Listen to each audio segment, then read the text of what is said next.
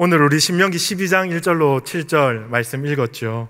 제목은 평생에 지켜 행할 규례와 법도입니다. 평생에 지켜 행할 규례와 법도. 신명기에서 모세는 이제 출애굽한 이스라엘 백성들에게 너희들이 이제 곧 하나님이 약속하신 그 땅 가나안으로 들어가게 될 텐데 그곳에 들어가면 하나님의 규례와 법도를 반드시 지켜야 한다라고 말씀합니다.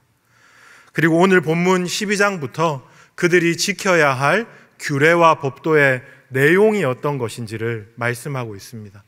26장까지 쭉 이어집니다. 여러분들이 나중에 한번 읽어보시면 다양한 규례와 법도에 대해서 하나님을 통하여 모세가 하나님의 말씀을 대언하며 그들에게 말씀하고 있는 것을 우리가 볼 수 있습니다.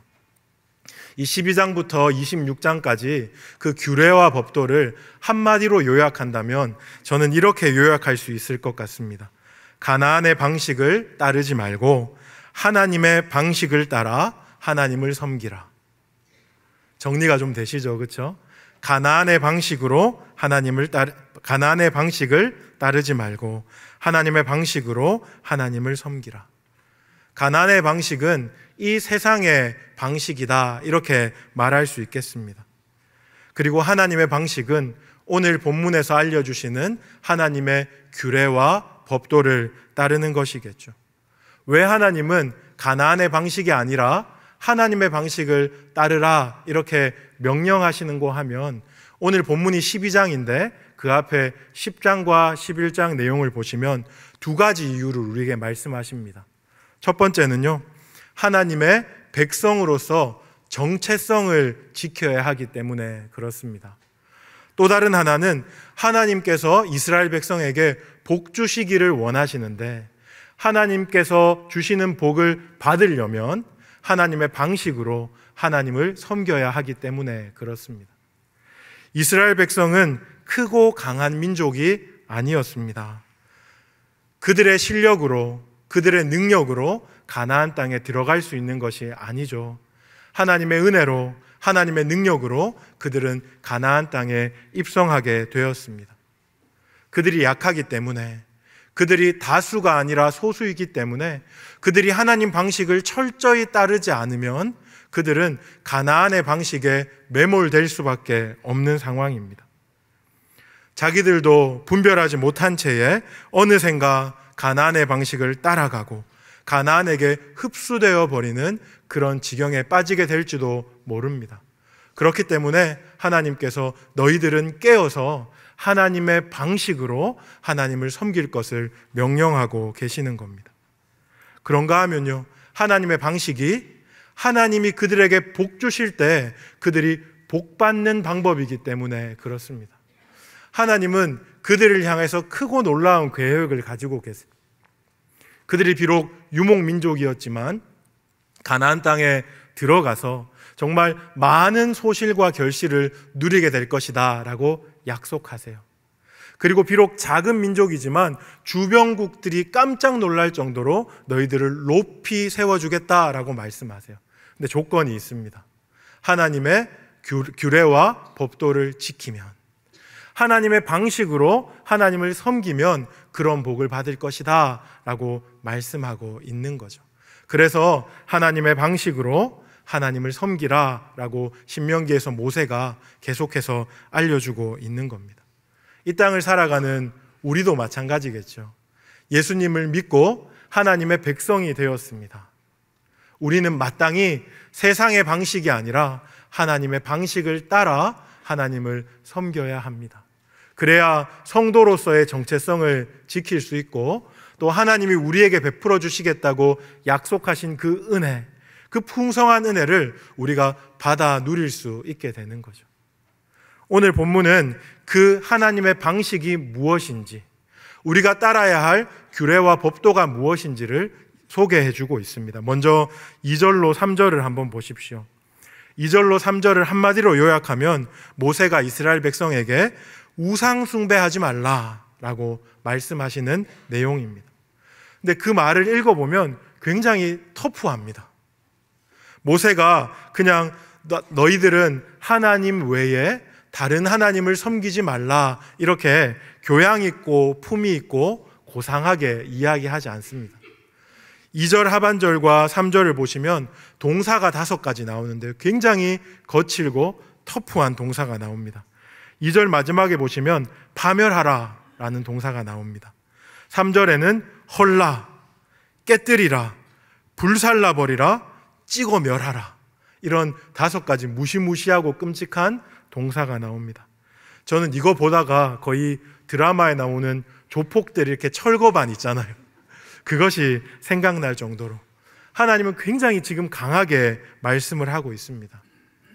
왜 이토록 강력하게 우상을 찍어버리라, 파멸하라, 헐라, 불사르라 이렇게 강력하게 말씀하시는고 하면 이것을 듣는 이스라엘이, 더 넓게는 우리 모두가 너무나 연약하기 때문에 그렇습니다. 특별히 우리는 가시적인 것, 감각적인 것, 경험적인 것에 있어서 너무나 연약한 자들입니다. 이스라엘 백성이 아마도 바알과 아세라의 신상을 보았을 때 굉장히 매력적으로 느꼈을 거예요. 가시적이고 그리고 또 감각적으로 잘 만들어져 있거든요. 또 한편으로는 인간이 경외심과 두려움을 느낄 정도의 종교입니다. 그들이 제사하는 방식이나 모습을 봤을 때 와, 저기 무언가 있나 보다 느낄 만큼 경외심과 두려움을 자아내는 방식으로 바알과 아세라를 섬겼던 것 같아요. 그래서 하나님은 그것을 미연에 방지하기 위해서 철저히 그것들을 철폐하라라고 말씀하고 있는 겁니다. 그 신상을 보고 마음이 끌리고 감각적이고 경험적인 것에 혹하여 혹시나 하나님을 버리고 아세라와 바알을 따라갈까 봐 그것 하지 말라고 지금 경고하고 있는 겁니다. 여러분 자신을 한번 돌아보십시오. 우리가 얼마나 보고 듣고 만지는 것에 민감합니까? 실제로 보고 듣고 만지는 것에 노예 수준으로 살아간다 이렇게 말해도 과언이 아닙니다. 그것에 완전히 푹 빠져서 보고 듣고 만지는 것 그 이외에 다른 세상이 없다고 생각할 정도로 그것에 몰입되어서 살아가고 있습니다. 그 보고 듣고 만지는 것이 만족되면 모든 것이 만족된 것처럼, 그 이상 다른 것이 없는 것처럼, 그것이 좋으면 좋은 것처럼 생각하고 살아갑니다. 하지만 여러분, 그렇지 않습니다. 가시적이고 감각적이고 경험적인 세상만 있는 것이 아니고 그것을 뛰어넘는 또 다른 세상이 존재한다는 것, 성경이 분명히 말해주고 있습니다. 어떤 세상입니까? 영적인 세계, 하나님이 다스리는 보이지 않는 세계가 있다는 것을 분명히 이야기하는 거죠. 오늘 본문의 하나님은 그 우상들을 다 깨뜨리라, 불사르라, 찍어 멸하라, 파멸하라, 헐라 말씀하시면서 우리의 영적인 눈을 열어주시기를 원합니다. 세상에 고정되어 있는, 만지는 것, 경험하는 것, 감각하는 것에만 익숙해져 있는 우리의 영적인 눈을 열어서 하나님을 바라보도록 만들어주시고자 하는 거죠. 진짜 세계가 있다. 우리가 눈으로 볼 수는 없지만, 손으로 만질 수 없지만 진짜 세계가 있다라는 것을 이 일을 통하여서 우리에게 알려주고 계신 겁니다. 신약에 오면 훨씬 더 분명하게 말씀하십니다. 오늘 우리가 예배 시작할 때 김성훈 목사님께서 이렇게 선포했습니다. 하나님은 영이시니 예배하는 자가 영과 진리로 예배할지니라. 하나님은 영이세요. 눈에 보이시지 않는 분이십니다. 그렇기 때문에 우리가 예배할 때 무엇으로 예배해야 합니까? 영과 진리로 예배해야 합니다. 성령 안에서 보이지 않는 하나님을 만나고 교통하고 교제하는 방식은 영과 진리로 예배하는 거예요. 보이는 세계가 다가 아닙니다. 들리는 것, 만져지는 것, 그것이 다가 아니고 하나님께 나아갈 때는 영으로 나아가야 된다. 오늘 분명하게 말씀하고 있는 거죠. 그뿐입니까? 우리가 이 땅에서 성도로 살아갈 때 가장 중요한 것이 있습니다. 가장 잘 사용해야 하는 것이 있는데 그것은 바로 믿음입니다. 믿음은 그냥 내가 가지고 있어서 가치로운 것이 아니고 우리가 잘 사용함으로 사용 가치로서 우리에게 주어진 것이거든요. 근데 믿음은 보이지 않는 거잖아요. 더 구체적으로 말해서 믿음은 보이지 않는 것을 보는 것입니다. 히브리서 11장 1절에서 이렇게 말합니다. 믿음은 바라는 것들의 실상이요 보이지 않는 것들의 증거니. 무슨 말입니까? 하나님이 우리가 믿음을 잘 사용하기를 원하는데 믿음으로 우리는 보이지 않는 하나님을 보게 되는 겁니다. 손에 잡히지 않는 영적인 세계가 있는 것과 그 영적인 세계 안에서 영적 전쟁하면서 하나님과 동행하는 삶을 살기를 원하시는 겁니다. 믿음을 사용하여서요. 그러므로 우리가 오늘 말씀을 대할 때 이런 것들 좀 생각해야 합니다. 내가 너무나 보이는 것, 만져지는 것, 잡히는 것에 몰두되어 있지 않는가? 그 이상 아무것도 없다고 생각하면서 그냥 거기에 몰두되어서 그것이 만족되면 만족될 것처럼 살아가고 있지 않은가? 자기 자신을 한번 돌아봐야 하는 겁니다. 이런 맥락에서요, 10계명 제2계명을 보면 우리가 10계명 제2계명을 훨씬 더 잘 이해할 수 있습니다. 어떻게 시작합니까? 나 외에는 다른 신을 내게 두지 말라. 이렇게 시작해요. 근데 이게 끝이 아닙니다. 10계명 제2계명 뒤에 말씀이 쭉 붙어 있는데 말씀을 쭉 하면서 마지막에 이렇게 말합니다. 어떤 형상도 만들지 말며 그것들에게 절하지 말며 그것들을 섬기지 말라. 이렇게 말입니다. 하나님은 궁극적으로 우리와 영적으로 보이지 않는 세계를 통하여 교제하기를 원하시는 거죠. 그래서 우리가 하나님께 나아갈 때는 성령 안에서 믿음으로 나아가야 한다라는 것을 오늘 본문을 통해서 우리가 반드시 기억해야 할 줄로 믿습니다. 그런가 하면 두 번째로요, 5절과 6절에서 하나님은 하나님께서 정한 장소에서 하나님께서 정해주신 방식으로 그분 앞에 나오기를 원합니다. 그분을 섬기고 그분을 예배하기를 원합니다. 먼저 5절을 보십시오. 제가 한번 읽어보겠습니다. 오직 너희의 하나님 여호와께서 자기의 이름을 두시려고 너희 모든 지파 중에서 택한 곳인 그 계실 곳으로 찾아 나아가서. 무슨 말입니까? 여기는 하나님이 정한 장소가 있다라는 얘기를 분명히 해주고 있습니다. 하나님께서 자기 이름을 두시려고 택하신 곳이 있는데 예배할 때는 반드시 그곳으로 나아가서 예배하라 이렇게 말씀하십니다. 오늘 본문에서 말하는 그곳이 어디입니까? 이스라엘 백성들이 이제 가나안으로 입성하게 되면 실로라는 곳에 성막을 세우고 그곳에서 예배하게 될 거예요. 실로를 말하는 겁니다. 더 나아가서요, 나중에 다윗성 예루살렘이 건립이 되고 그곳에 성전이 지어지면 성전으로 나아와서 예배하라 하는 겁니다. 하나님이 정하신 곳 실로와 예루살렘 성전 그곳으로 나와서 예배하라 그렇게 말씀하십니다. 한번 생각해 보십시오. 실로 근처에 살고 있습니다. 예루살렘 성전 근처에 살고 있으면 너무 좋겠죠. 그렇죠? 이곳으로 나와서 예배하라 그러면 아싸 하면서 가까이 있으니까 쉽게 나아갈 수 있을 겁니다.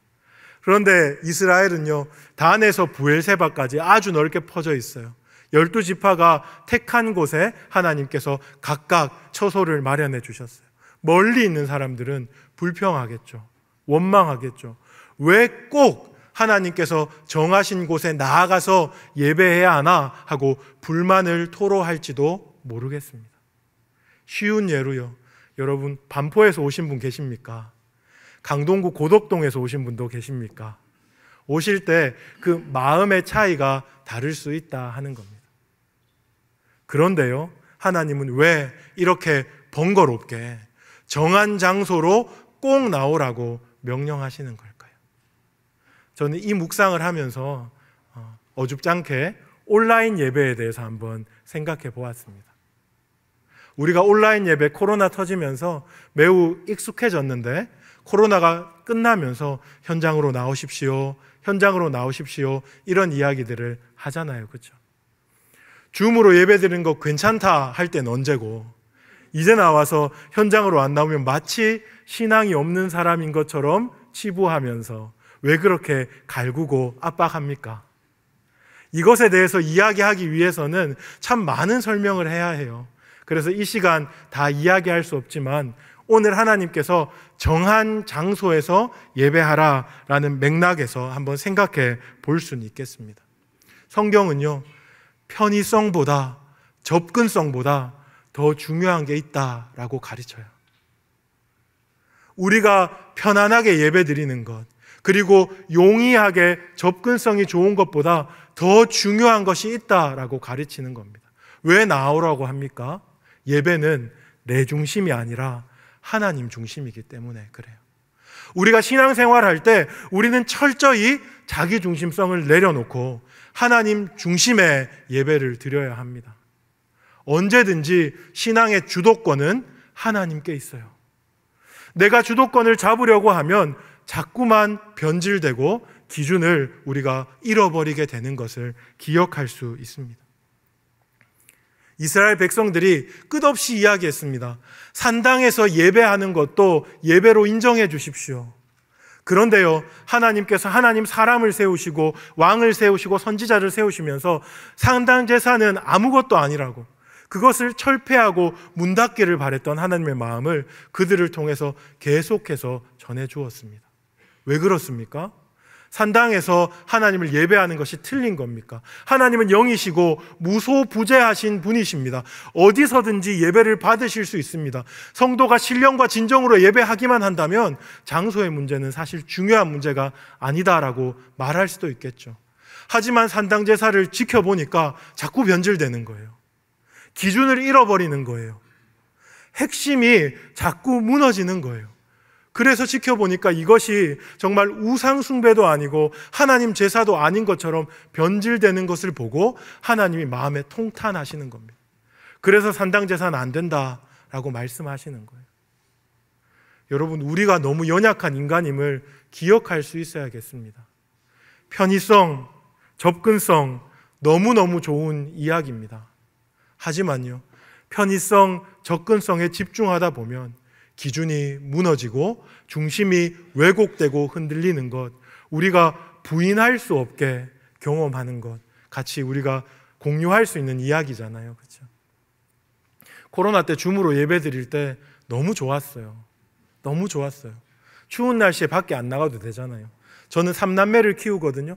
애들이 교회만 가면 감기 걸려오는 거예요. 근데 집에 있으면 안전하잖아요. 너무 좋았어요.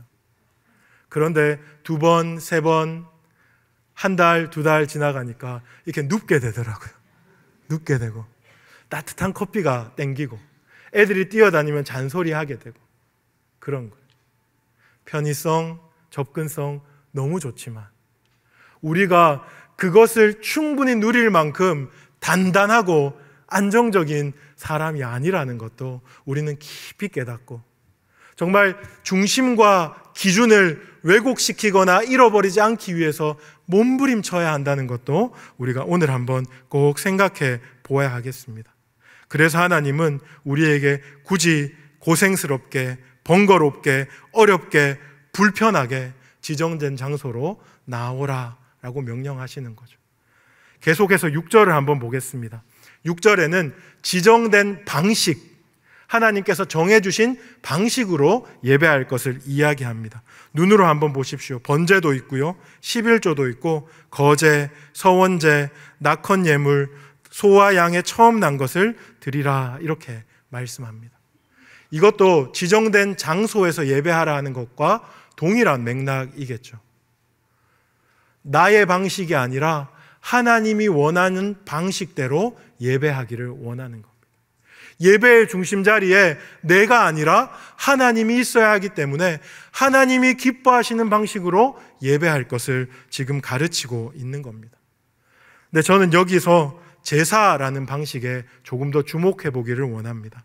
특별히 피를 흘려서 제물을 잡아 하나님께 드리는 제사입니다. 저는 인간적으로 굳이 이런 방식을 따를 필요가 있을까라는 질문도 한번 던져보았습니다. 제사가 굉장히 번거롭거든요. 먼저 제물을 데리고 오는데 흠도 없고 점도 없어야 해요. 데리고 오다가 그게 상처 입고 상하게 되면 다시 집까지 가서 새로운 것을 데리고 와야 합니다.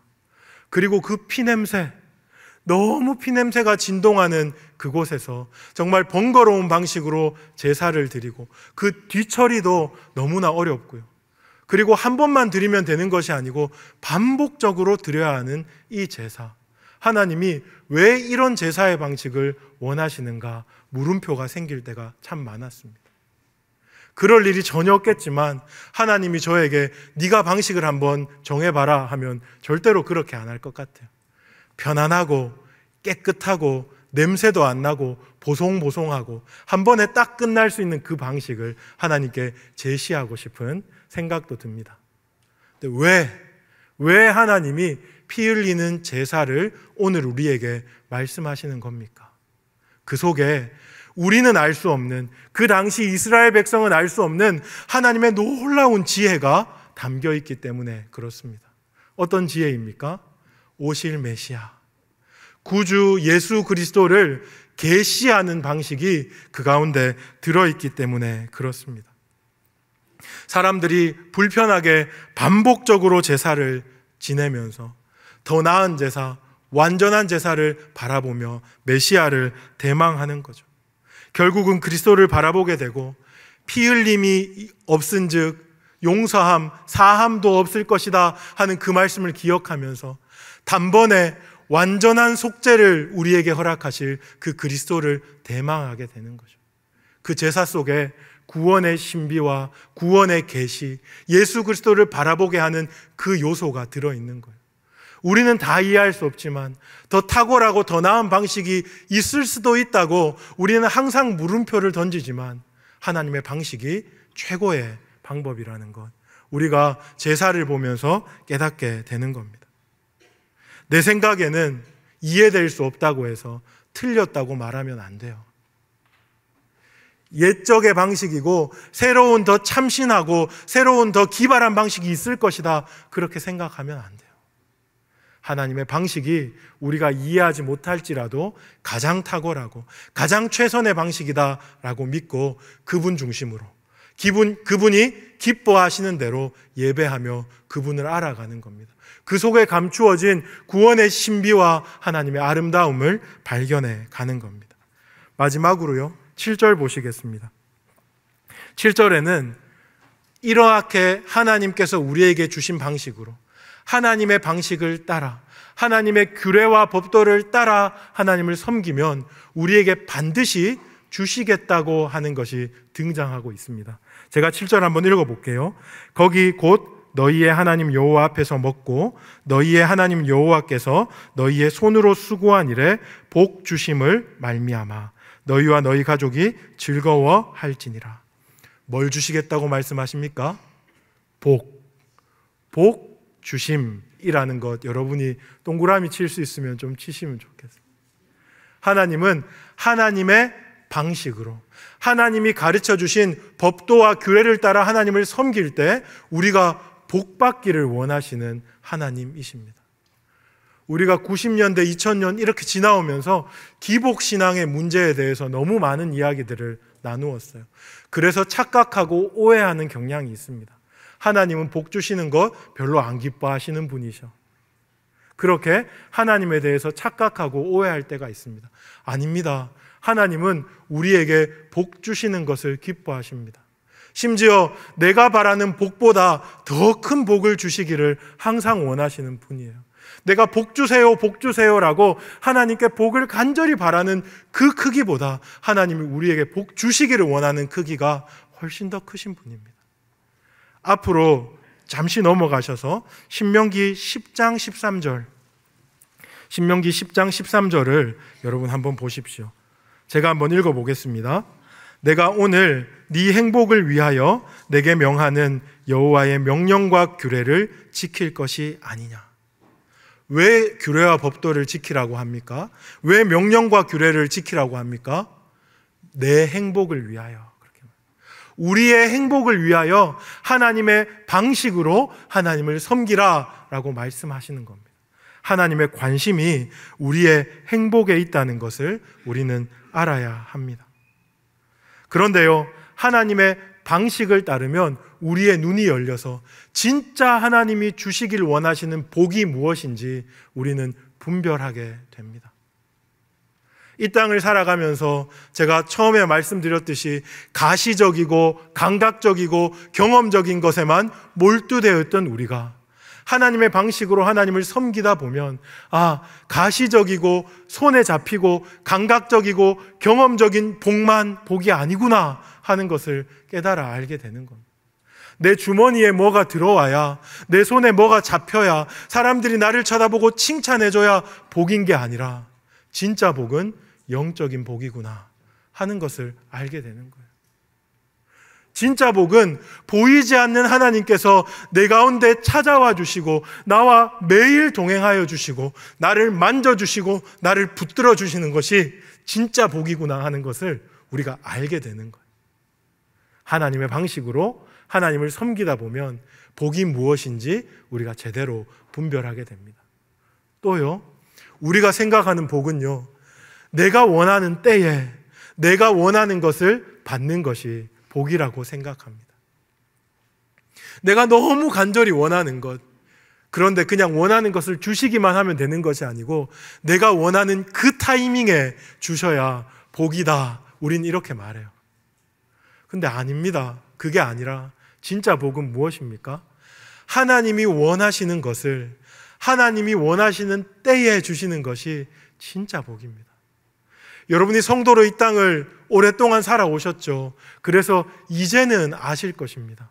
내가 그토록 간절히 원했던 것을 받아도 별로 행복하지 않다는 걸.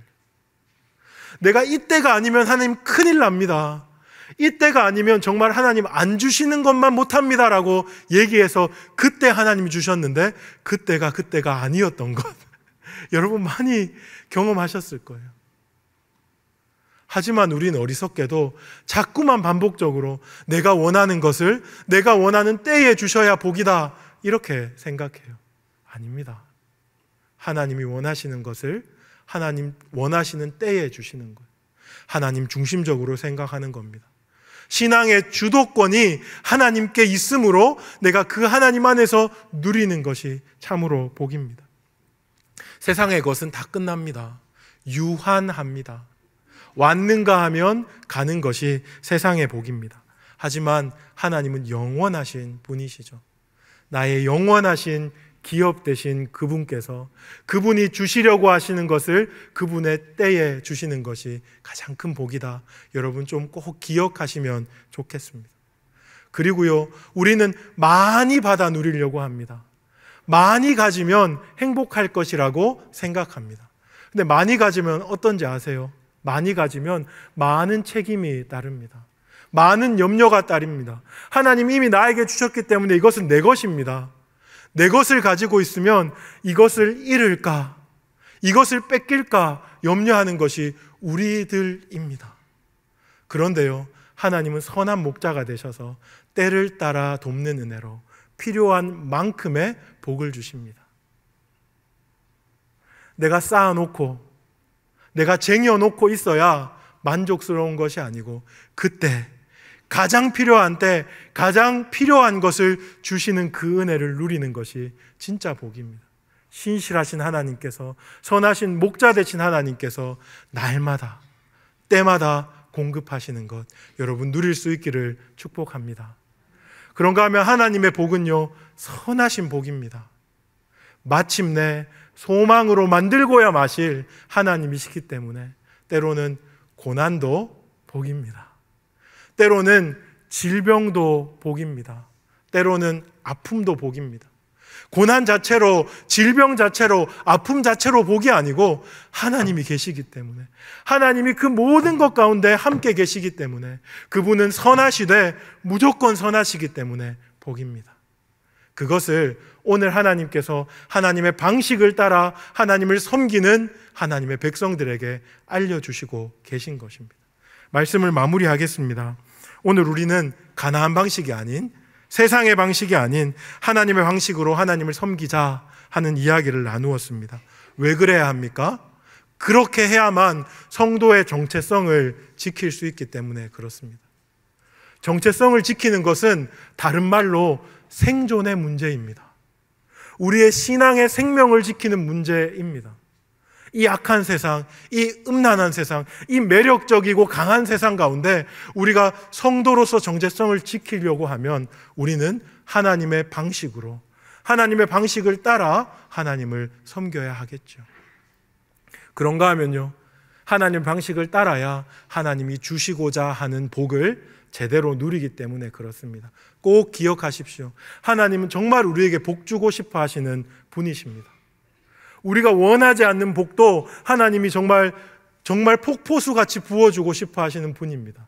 그런데 그분의 방식으로 그분을 섬기지 않으면 진짜 가치로운 거, 진짜 복된 거, 진짜 영광스러운 거, 그거 아무것도 못 보고 내가 원하는 것, 정말 사소한 것, 그것에 목숨 걸다가 그냥 살아가는 거예요. 그렇지 않기 위해서 하나님의 방식으로 하나님 섬기기를 원하십니다.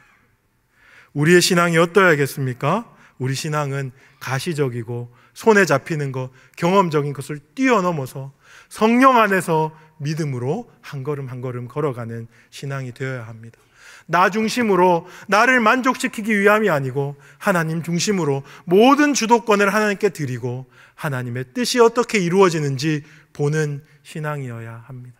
신실하신 하나님, 영원하신 하나님, 선하신 하나님을 신뢰하고 그분이 주실 것을 바라보며 오늘도 한 걸음 한 걸음 주님을 믿고 따라가서 그 안에 있는 놀라운 부요와 영광, 성도의 아름다움을 경험하며 살아가는 우리 모두가 되기를 주님의 이름으로 축복합니다.